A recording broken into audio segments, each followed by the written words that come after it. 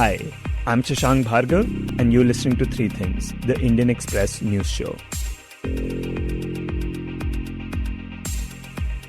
In this episode, we talk about KM Birla's letter to the central government regarding saving Vodafone Idea. We also take a quick look at the government's warning that the pandemic is far from over.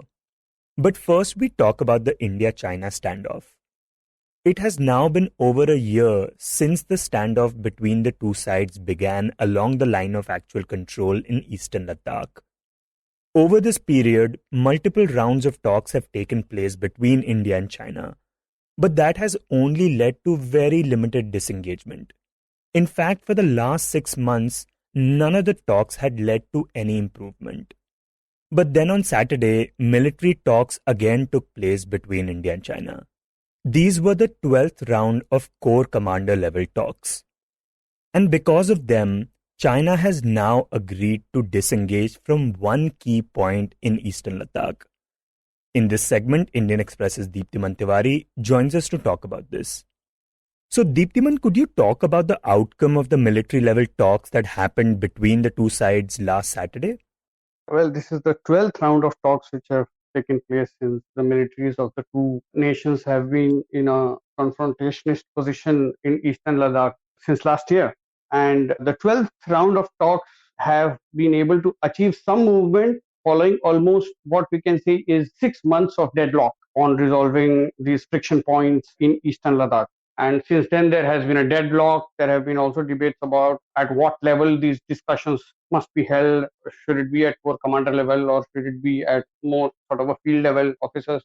But in the 12th round of talks on Saturday, which was held at the Chushul-Moldo border, India-China border, the two sides, after 6 months of deadlock in talk, have agreed to withdraw its troops from at least one key friction point, which is called the Patrolling Point 17A. It is also known as the Gogra Post. At this place, there is an agreement that both India and China will step back from this post, patrolling point, and there is an in-principle agreement at the moment. The modalities of the same will be worked out in the next few days. A time frame will be set up, to what distance they will move back will be discussed, then a physical verification of the entire process will be done, temporary structures will be removed. So all that process will go on in the next few days. So this is a very, very significant achievement, given that there was absolutely no movement despite talks between the two sides after the Pangong Tso de-escalation, which was achieved in the January talks and took effect in early part of February. So this is a very, very significant development on the Sino-Indian talks as far as Eastern Ladakh confrontation is concerned. Okay, so you mentioned that we have seen de-escalation in Pangong Tso now, and we also know that something similar will happen in Gogra Post as well. But what are the positions from which China refuses to move back its troops and engage in de-escalation? Let's remember that all of this started in April, May last year. There were various friction points in eastern Ladakh, such as Galwan, which was PP-14, which also saw violent clashes between Indian and Chinese forces in June last year, leading to 20 deaths on Indian side. Then there were confrontation on PP-17A, which is known as Gogra, and patrolling point 15, which is known as Hot Spring. Now, all these 3 points in eastern Ladakh had eyeball-to-eyeball confrontation initially last year. Following the June clashes, an agreement was made on PP-14 and forces withdrew from PP-14. There was some de-escalation on PP-17A and PP-15, which are Gogra and Hot Spring regions. But despite some de-escalation, forces still stood their ground just 500 meters apart, and that confrontation went on for 15 long months since then till now. Now, both the forces have agreed to withdraw from PP-17A, but Hot Spring area, which is the PP-15, still remains unresolved. Let's remember that when the 12th Corps Commander level talks were agreed upon, there were hopes that both these points would achieve de-escalation. However, at Hot Spring, there is still no agreement between the two sides. China continues to assert that it is holding what it considers its own part of the line of actual control. So perhaps this will take a few more rounds of talks for things to be resolved. We were also locked in confrontation at Pangong Tso, where the Chinese forces had come 8 kilometers inside India's perception of the line of actual control. And India had correspondingly taken over some very key strategic positions on the south bank of the Pangong Lake. And because of this leverage, India was able to negotiate a de-escalation in January, and forces withdrew both from north bank of the Pangong Lake and the south bank of the Pangong Lake. However, after that de-escalation, once India lost its leverage, it became very difficult to convince China to de-escalate from other friction points. And that is why this development is very, very significant, because for 5 months, there have been two sets of dialogues, multiple hotline conversations, so multiple diplomatic engagements, which had until now failed to achieve any progress whatsoever. Right, and even apart from these places, the other area that continues to remain a point of friction is Depsang, right? I mean, we know that that's not a place where there is an eyeball-to-eyeball confrontation, but still, India has been prevented from reaching its patrolling points for many months now. In your piece, you write that China, in these latest talks, refused to talk about Depsang. So in that regard, could you talk about the significance that Depsang has for India and China? In fact, if you look at it strategically, Depsang is of far greater strategic value than any of the other friction points. If at all there is a war between the two countries, it is the Depsang plains which will be used to move forces, to move artillery, to move tanks. We have airfields in Daulat Beg Oldi sector which give us advantage over China as far as mounting an air strike is concerned. We also have a road construction happening there. So all of that makes it a strategically very, very important region and a contest between the two countries. But let's remember there has been a problem in Depsang Plains since 2013. However, we were allowed to access many of our patrolling points between 2013 and early 2020. However, since early 2020, we have not been allowed to access many of our patrolling points. So it's a region of great, great strategic concern for India. In Demchok area also, China has been pushing civilians to take a stand. It has pitched tents and are standing there right now. So that is another sort of a standoff which is currently going on and remains unresolved. So yes, that remains an area of concern at the moment.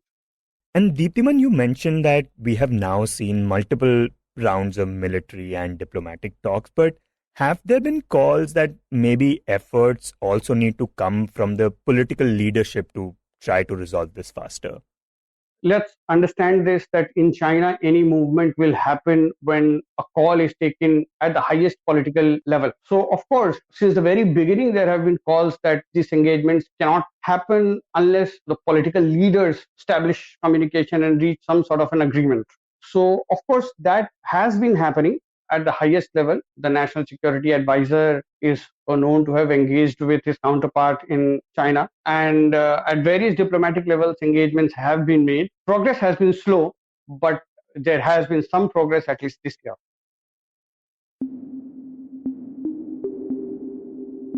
And next we talk about KM Birla's letter. Sometime last month, Kumar Mangalam Birla, the chairman of Vodafone Idea, the company that is now called Vi, wrote a letter to the central government. In this letter that has now come to light, he said that he was more than willing to hand over his stake in the company to any public sector, government, or domestic financial entity, or to any other firm that the government may think fit, in order to keep Vodafone Idea running. Now, to understand why he wrote this letter and why he's willing to give up his stake to keep the company alive, we need a bit of context about the telecom sector. Basically, for a while now, telecom companies like Vodafone Idea and Bharti Airtel owe money to the government's Department of Telecommunications. And the amount is so much that it has actually caused a major crisis in the sector. To understand this crisis and the significance of KM Birla's letter, we talked to Ashish Aryan, who reports on the telecom sector for the Indian Express.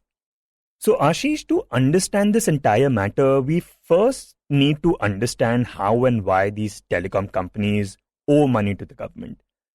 So from what we understand earlier, these companies used to pay a fixed rate to use spectrum, the radio waves through which telephone signals are carried out and which of course the government owns. But that changed after 1999. After that, it was revenue based. And the idea was that these companies would give a part of their revenue to the government to use spectrum. And I think that's when the problem started, right? Because the telecom companies wanted to give a part of their revenue from just the telecom business. But the Department of Telecommunications, that is the government, wanted something much more. Absolutely right, Shashank. As we know that when the first telecom services were about to be started in India, the Department of Telecommunications first they had arrived at a fixed license fee arrangement, and it was set circle wise. A circle is roughly a geographical area where the telecom company will service its customers or provide its services, and every year it was revised. So by 1998, the government had given more than 30 such licenses to different players, but what happened is that about eight of these operators they started defaulting on their license fee payments, and they crashed out of the market. But the government then realized that this revising of fee model is not sustainable, and there were calls from the telecom operators that were in the market. Then they also said that this is not a model which is fixed. So then the entire sector moved to revenue sharing model, wherein the Department of Telecommunications asked the Telecom Regulatory Authority of India to suggest way to come out of this financial mess. And that's where the TRI report that came out in 1999, they suggested that the new telecom policy, which should come ideally, should move from a fixed license fee model to a revenue sharing model, where all the companies that are operating as telecom companies, they pay a certain percentage of their adjusted gross revenue as a license and spectrum fee. Adjusted gross revenue, or AGR. This is what these telecom companies owe to the Department of Telecommunications. This is what became a huge point of contention between them. The matter reached the courts, and then finally, after 20 years, the Supreme Court ruled on the matter. What the Supreme Court was saying that the adjusted gross revenues will contain, or the companies will have to pay AGR on everything that a telecom company does. So, for example, if a telecom company has some money that it has parked as fixed deposits in a bank account, since it has earned those money from providing a telecom service, therefore the government has right to earn revenue from that also. Whereas the telecom companies were saying that you take the money from us only for core telecom services. So, which essentially meant that if for certain work, due to certain strategic purposes, they sold off their land or they sold off some assets, the government would not have any claim to those funds obtained from that. So, that in a nutshell is the AGR issue. And I mean, this entire AGR issue has become a major crisis in the telecom sector, right? Because companies like Vodafone Idea, that is now called V, and Bharti Airtel owe a lot of money. So could you talk about exactly how much money they have to give to the Department of Telecommunications? So the reason why telecom companies owe so much AGR is that apart from the principal that they owe interest on that principal, and then they owe penalty for not paying those AGR for that period, and then they owe the interest on that penalty. So it's a combination of nearly three, four things which come together. So for Vodafone Idea, it's more than 58,000 crore. For Airtel, it's more than 43,000 crore. And to be fair, both these companies, Bharti Airtel and Vodafone Idea, have paid a part of their deal so far. But according to the calculations the Department of Telecom has done, their claim on how much they owe just in AGR differs by a lot. But as we know that Supreme Court has recently ruled in July that the calculations that were done by DOT were correct, and that these companies would have to pay according to the calculations done by the DOT. And these companies have challenged this in the court many times, but nothing has changed. And, coming to the reason we are talking about this now and the reason it is back in the news is because Kumar Mangalam Birla, who was the chairman of Vodafone Idea, he recently wrote a letter to the central government regarding this matter. Could you talk about what this letter said?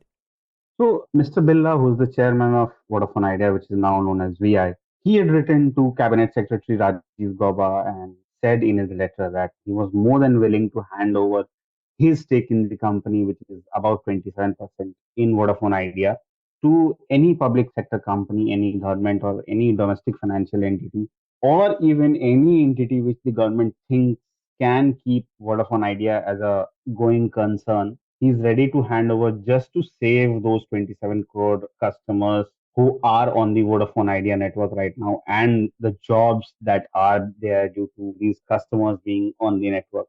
So he said that he's ready to hand over, and though he's been trying to raise 25,000 crore rupees from various investors, all these investors that he had talked to, they wanted to be assured that the Indian government was still in favor of having a three-player telecom market. Now, the importance of this is that there have been allegations from time to time that the government or the regulatory policies have favored one operator over the other. And though the government and all the regulators that are there in the sector, they have repeatedly denied it. But other than the two operators, Bharti Airtel and Vodafone Idea, they have been alleging it. But there is, it can't really be proven that these policies have, so to say, helped one operator. Now, in his letter, Mr. Birla also said that whatever investors they have approached, and he is saying very explicitly that he's approached only non-Chinese investors. They have not approached any Chinese investors so far. So all these non-Chinese investors, they said that they want to see a clear government intent to have a three-player telecom market, which the government has also said in its public statement. And they want some support from the government on AGR payment, moratorium on spectrum payments, and also on a floor pricing. So these three are the major bones of contention, so to say, between the government and the telecom company, which the telecom companies say that the government must provide some clarity if they want the telecom market in India to not become a monopoly. Right, because earlier there were a dozen telecom companies, but over time, because of this crisis, just three remain, right? There is Vodafone Idea, Bharti Airtel, and Jio. And apart from that, there is BSNL, which is a government company. But coming back to this letter written by Mr. Birla, could you talk about its significance? Like, is it yet another plea by a major telecom company for the government to step in and help them out? So, Kashank, having covered the sector, I would not see this as just another letter from a player in the telecom market seeking help from the government, because this is a desperate letter calling for immediate help. And this says that if you do not provide us this help no later than July, what happens is that we will be driven to a irretrievable point of collapse. That's what Mr. Billa said in his letter, which basically means that given our financial situation, because the company has a debt of more than 1.8 lakh crore, this means that he is seeking active support from the government just to keep the company as a going concern. Because after the AGR verdict, Mr. Birla here in India and the Vodafone Global leaders, they had said that it does not make sense for the company to keep putting good money after bad. And if they did not get some kind of a support from the government, that would be the end of road for Vodafone Idea and they would shut shop. So I would see this as a much stronger appeal, one. And second, an important thing that probably most of us missed, and which is a very hidden message, is that Mr. Birla is saying that they are yet to approach any Chinese investors, but most of the non-Chinese investors want to see that government intent. So, which basically means that the Chinese investors who are right now flush with money, the company might also consider them, but since it will look very bad, since telecom is a very strategic sector, it would look very bad if a Chinese investor were to come on board and invest in an Indian company. So this is a kind of a hidden message that we really don't want to go there, but we are driven to our ends here, and we would really like for the government to help us in some way so that we are not driven to that situation. And one of the things that the letter mentions is something that the investors brought up, that they want at least a three-player market in India. And I was wondering, from the customer's perspective, what does a duopoly, a market where there are just two players, what does it do for the average customer? So, the problem is that if you have a duopoly where only two players exist in the market, then it becomes very difficult for the DOT as well as the customers to maneuver around the challenges that these two companies can throw up. So if there are only two companies, the two companies could very well raise their tariffs, and which they have already done, to a point where for the very basic customer, it would cost at least 150 to 200 rupees per month just to have basic telephone services. So this means that it would add to the rising cost of living, so to say, for any customer, because in an average middle class home, you have, which survives just on prepaid recharges, it survives on prepaid numbers. You have at least two phones. So which means that up to 500 rupees goes per month in just recharging a phone. It may not sound on paper a lot to most of us, but it has a real impact on many of the users who survive on the minimum recharge of 30-40 rupees right now. That would be the impact one. The second impact would be that the government will find it very, very difficult to really make any policy or change any policy which is entirely in favor of customers, because there are only two companies, and it will be very difficult if both of them join hands. If it will be very difficult for the government to push that kind of a policy on the ground.